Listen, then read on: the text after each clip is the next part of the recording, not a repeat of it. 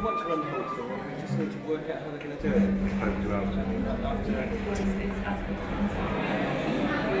I've come along to see the play today because I just thought it'd be amazing to get somebody's personal take on dementia and just a different approach to thinking about dementia. And I work with people, I volunteer working with people with dementia, and it's an incredibly complex thing, and I'm just really interested to see how it works in a play.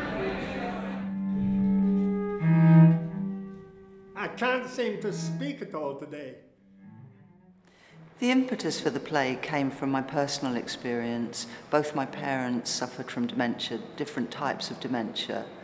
But as I started writing it, the characters took off by themselves, and I made it up. It's a piece of creative writing, it's fictional. So it started off as 6 poems. They were dramatic monologues, each in the characters. And Mark Hewitt, who's the director of Lewis Live Literature, thought it would work on stage, and he asked me to develop it. Well, I used to go along to a workshop group, a writing workshop group with the writer. We both used to attend it. And during our time at that group, she started bringing along these short prose poems that were monologues sort of set in an Anglo-Polish dysfunctional family. And I said to her at the time, I think these might have a sort of a dramatic quality to them that we could do something with. And then I just took each of the characters and started writing more. So they have stayed as monologues, and I did that quite deliberately because I wanted to show something about the disjointed nature of communication in a family. All women want to mother and reform him. On my last visit to the house, I spent 4 hours searching the cell. We had a grant from the Wellcome Trust, and through that grant we did work with a place called Mark, which is the Memory Assessment and Research Centre in Southampton. And the researchers and clinicians there, we talked with them quite a lot, or myself and the writer did. We talked about the physicality to do with Alzheimer and other dementias. We talked about what's happening to people in those conditions. We talked about how people are affected, and really just tried to broaden our understanding of it. There was such a strong enthusiasm to bring the production to Edinburgh because of the wide variety of dementia research here. We have the Centre for Cognitive Ageing and Cognitive Epidemiology, the Centre for Research in Families and Relationships, and the Public Policy Network, all expressing interest. We wanted to use the production as a basis for discussion about dementia and to put that dementia research in a social and cultural context.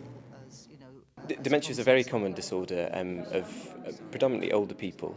It affects approximately 5% of people over the age of 65. There does also start earlier than that sometimes, and it doubles in proportion for every 5 years thereafter. I don't exactly know. I'm trying to think. My wife takes care of all that. I have to go shopping. I need to get some new alibis. Alzheimer's disease is the most common cause of dementia and is characterised by a gradual deterioration in memory and other cognitive domains, and also progressive impairment in functional ability and impairment of activities of daily living. That's for the individual. Of course, the majority of people also live in families, and this can be very, very difficult for families who are caring for their ageing relatives, particularly when the disorder progresses to a stage where the person doesn't actually appreciate the level of their impairment, or that they're in fact ill at all. Dementia is just part of normal life. People get it, but they're still human beings with a set of relationships as they were before. And it's not some huge thing to be terrified of necessarily, even though it can be so destructive.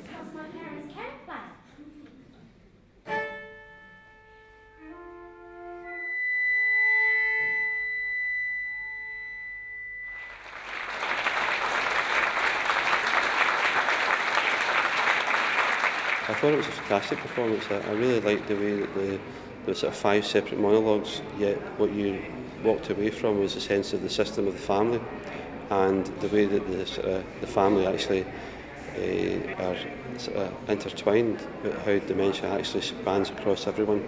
the way the actors addressed the front of stage, but in fact sometimes we were hearing their own thoughts, but what it was elements in the building up of the relationship they had with the other members. So we were aware of the other members of the family, and what they said was always relevant to them. So what we were building up was a network of relationships, and that's what came out during the family, and how dementia had changed those, and to some extent how the dementia was being used by the playwright to reflect the past relationships as well, and some of the difficulties and some of the positive aspects. I love the play for giving me an insight to the way it works in a family supporting someone with dementia. I just think it's an incredibly valuable resource. This play is amazing in terms of what it tapped into.